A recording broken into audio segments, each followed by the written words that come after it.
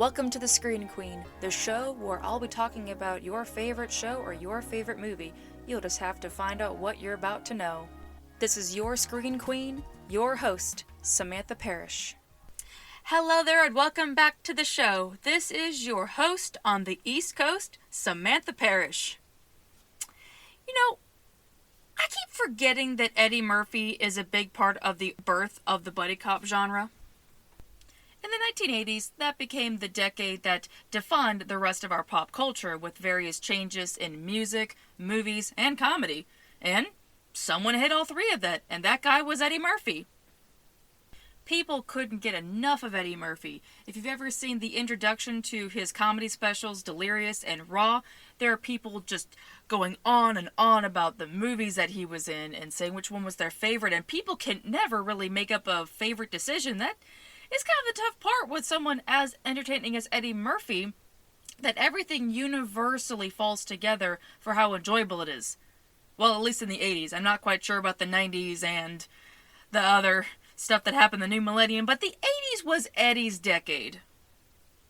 He came out of nowhere onto the scene at 22 years old with the film 48 Hours, and then topped that with his first show, Delirious. During his time on Saturday Night Live, he was one of the only ones to not get fired during that season where everyone got fired.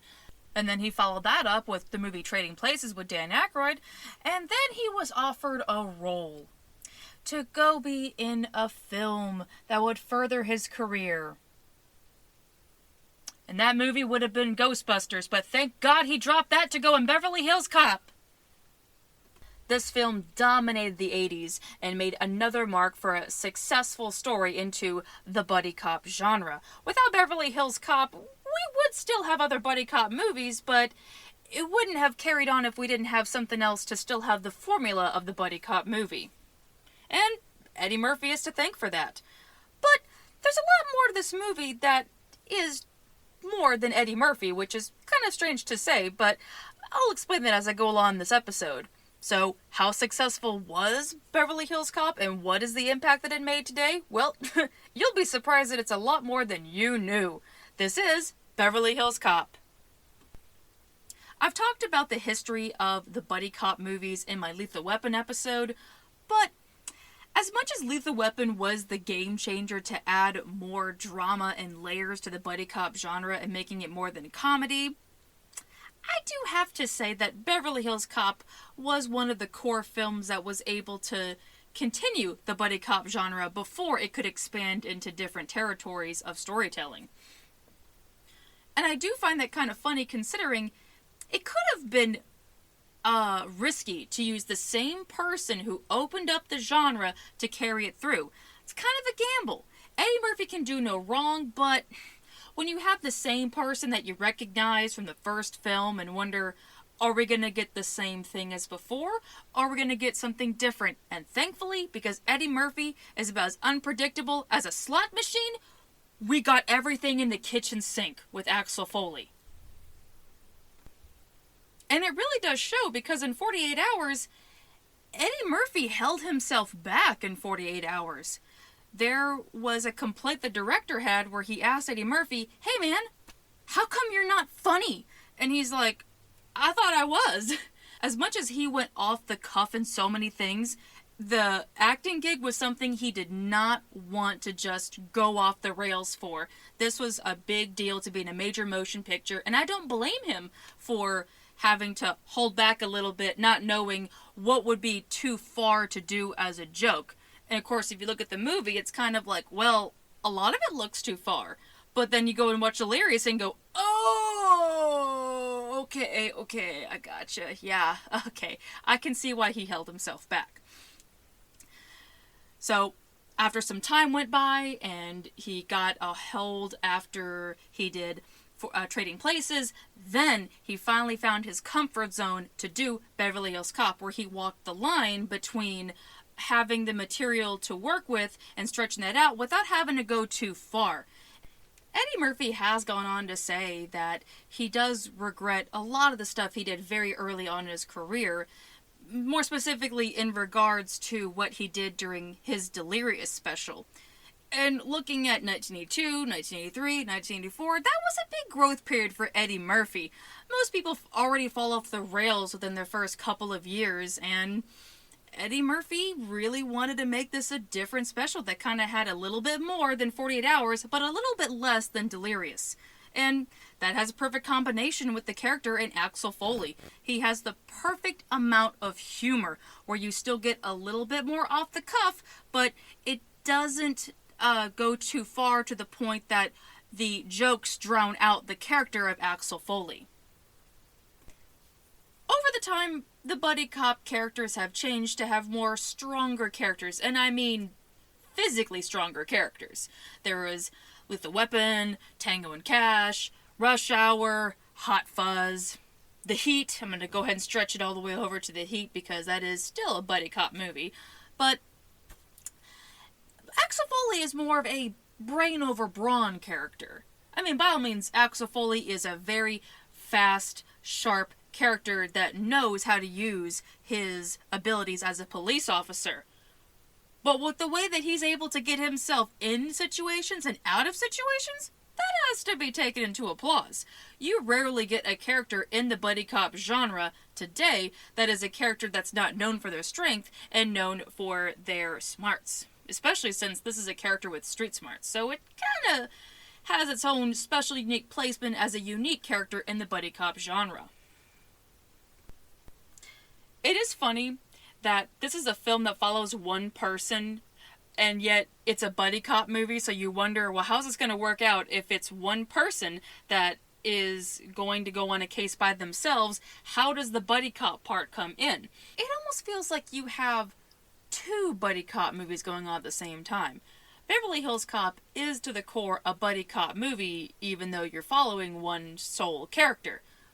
With the way that he gets along with Taggart and Billy Rosewood, that is kind of a stretch that usually it's a partner movie, but it's someone working with people who are already partners. And that does kind of work to the film, where you can be able to have Axel Foley interact with them or do stuff by himself, but it is kind of rare to see characters that can be able to have this threesome act together of having perfect chemistry. A buddy cop movie to its core, you really need two characters to work off each other. You have three characters working off each other. That's a heavy step. And this is kind of interesting to know that it is still called a buddy cop film solely because of his dynamic between a pair of cops that are already partners. The way that Billy Rosewood and John Taggart are created is quite unique.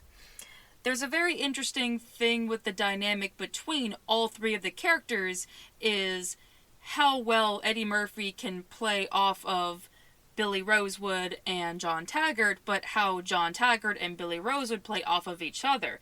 The director, Martin Brest, told the actors to play the characters as a married couple.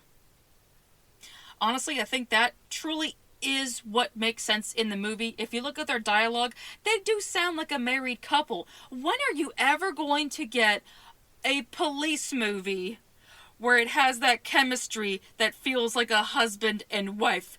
That is comedy gold right there, and makes Beverly Hills Cop one of the best comedy cop movies that has ever been made. I'm just going to say it like that. As much as I love Lethal Weapon, and I love all my other buddy cop movies like Hot Fuzz and The Heat, Beverly Hills Cop takes the cake because of how much it went beyond other movies. You don't see that in other buddy cop movies these days. Oftentimes in certain buddy cop movies, they just go straight for, well, the cop part, so you don't really get to have this dynamic that doesn't feel like they're cops at all times. You get these downplayed moments, and you get to really get to know them as characters. Billy is kind of like a naive character, and John Taggart is a stick in the mud. But it could have been so easy to play them off as just a naive character and just a stick in the mud if they didn't play well off of each other, and having Axel essentially make them a little bit more and rise them up. But you also get to have their individual character progression, and it's amazing. Looking at that now, That's a pretty big feat to be able to carry on 3 characters without having to feel that one character wasn't underperformed and one character wasn't overdone. It could have been so easy to do that because of Eddie Murphy, but like I said, with the fact that he was able to balance himself as an actor, it was able to play off of the other actors as well, whether it was the characters you didn't really see so much of, or the characters that needed to have more of a dynamic with him. That is a really big thing to be able to accomplish in a film where you go in following one cop, but then all of a sudden you're following 3 at the same time. With the success of Beverly Hills Cop, Eddie Murphy wasn't the only one that had a major shift in their career. Judge Reinhold, who plays Billy Rosewood, was only known for Fast Times at Ridgemont High. So that was a major jump in his career to go from playing some school kid to playing a detective to save the day. He still has his comedic edge in many of his movies, but you could still be able to see him in different professions, to see him be very broad as an actor. Same thing to go for John Ashton, who played John Taggart, who had a successful streak in other movies where he also played cops, but if it wasn't for Beverly Hills Cop, then he wouldn't have been able to have those opportunities to play other procedural characters. But the biggest surge in their career, remarkably and very strangely, are the ones that are the higher-ups in the film. Ronnie Cox, who plays Chief Bogomil, had confessed that around the time of the early 80s, he was hitting a slump in his career where he was being typecast as fathers and wanted to breach out from that role to play something more seriously, to have other opportunities. And he said if it wasn't for Beverly Hills Cop, then he wouldn't have those opportunities. And it shows. The man went on to go play the villain in RoboCop. Think about it. If it wasn't for Beverly Hills Cop, we wouldn't have a villain for RoboCop. That is very strange, but, miracles happen from films. But one of the best takeaways that one of the actors got from the movie was a guy who wasn't even an actor to begin with. Gilbert Hill, who played Inspector Todd, was not an actor. Beverly Hills Cop was the only credit he had as an actor because he's a detective in real life. After Beverly Hills Cop, he went into politics and became a councilman for Detroit City. That is amazing. As much as the movie has made major accolades and, again, made a difference into the continuation of the buddy cop genre, there's something else that doesn't really get talked about enough, and that's the soundtrack of the film. Beverly Hills Cop is number 1 in all spots. It was the number 1 film of 1984. But the soundtrack got more awards and more recognition than the film itself. So I'm going to list off the songs to you from the Beverly Hills original motion picture soundtrack. And just let me tell you, this is basically the textbook definition of the 80s right here. You have The Heat Is On by Glenn Frey, New Attitude by Patti LaBelle, Stir It Up by Patti LaBelle, and The Neutron Dance by the Pointer Sisters.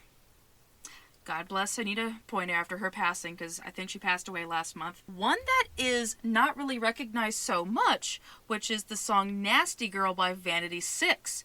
Now that was a last-minute inclusion by one of the background characters that is a stripper. This is a little tidbit to keep in mind when you watch the scene with Axel Foley and Billy Rosewood and John Taggart, where they're investigating a possible lead on finding the drugs.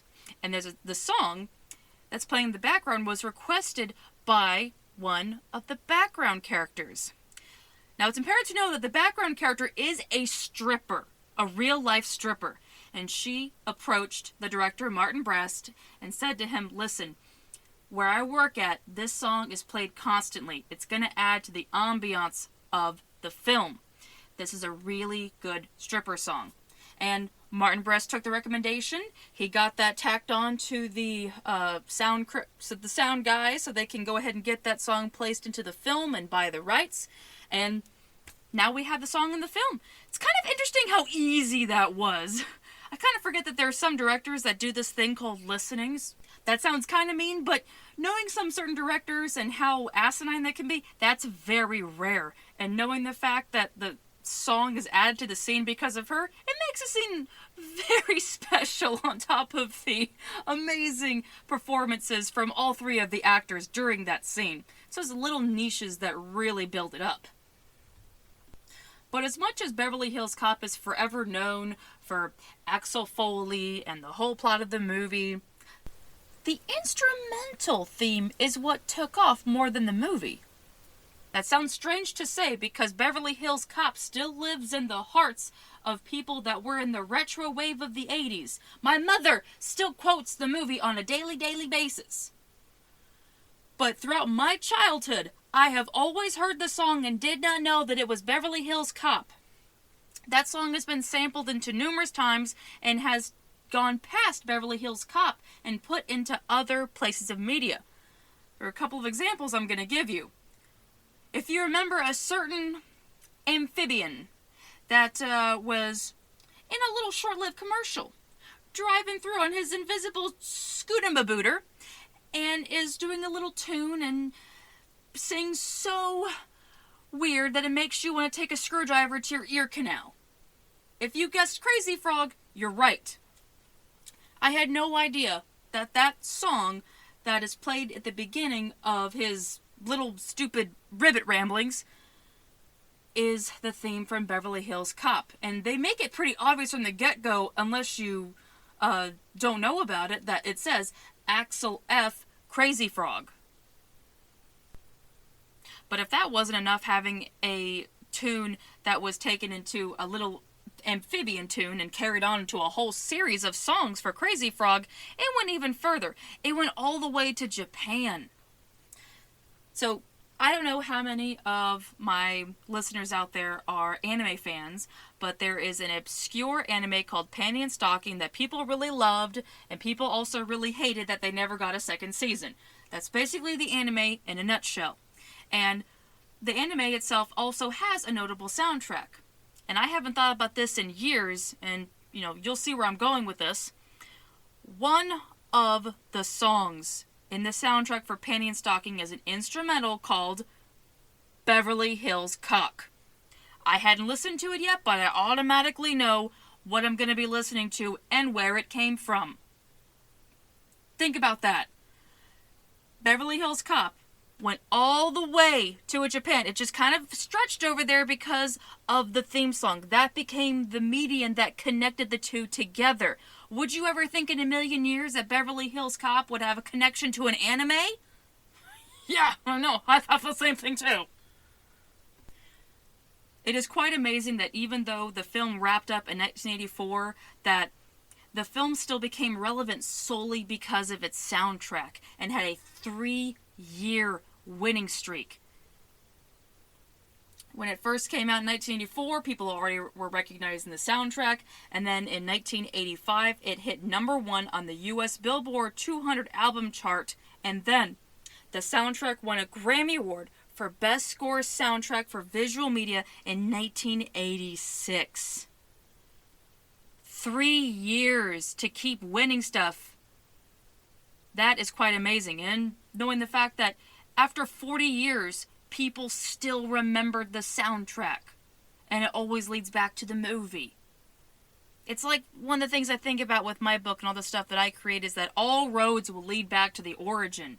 No matter what little pieces is going away from Beverly Hills Cop, whether it's the stuff that Eddie Murphy does, or the songs, or the references, anything.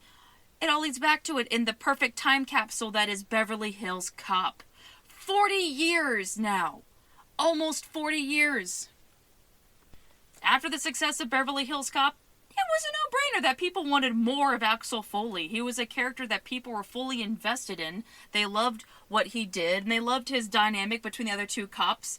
And so it begged the question, what's next? Well, the heat was on to figure out what the next plot was going to be, and it was interesting. That's kind of the best way I can put it. It didn't make as much money as the first film. It did get the Oscar nod, and some people were lukewarm to it. They weren't quite sure how they felt about it. It wasn't the original, but they liked it enough. But unfortunately, that didn't fare so well for the third and final film, which was a disaster. It did not go well for the third film. They kind of basically rehashed the plot of the second film, and people dropped off of Beverly Hills Cop. That is until 2013 with the next sequel that was supposed to come out. In 2013, there's a television series that was going to be in the works for CBS, where it was going to be following Axel Foley's son. So that's an interesting plot line to kind of carry something on and see what you can do and breathe new life for the series. I would have watched it. I know a lot of people would have watched it. A lot of people were down as long as it didn't have anything to do with Beverly Hills Cop 3. But unfortunately, the series wasn't picked up, and it just faded into obscurity. And then, last year, in 2022, it was announced that a fourth film is going to be in the works. They already got the director, and they already have someone for the script. So we do have officially confirmed a Beverly Hills Cop 4, which I believe is going to be called Beverly Hills Cop Axel Foley. I guess Maverick's going to be jealous of that title now.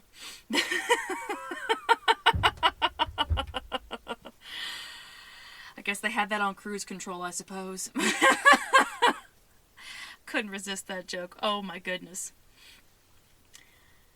It is interesting to see the history for Beverly Hills Cop and seeing how far it's gone, especially for me where I didn't really get to watch the film until last year. And honestly, I'm kind of glad that I didn't really get to watch the film until last year, that I could really take everything in and see really how Eddie Murphy made an impact on the 80s and the crime genre. When we have certain crime movies that come out in the 70s, it's always gritty and dark, and then Eddie Murphy came along and really brightened up the place. He did give a lot of comedy to a genre that didn't have much funniness to it, and if it did, it was always kind of a little bit uncomfortable funny. And because of Eddie Murphy having this amazing way to ad-lib stuff, you're basically seeing a time capsule of moments that will live on forever because there are moments he thought of right there. That's actually kind of cool to think about, the fact that you're seeing a one-time performance that will always make you laugh every single time, as if you're watching it for the very first time.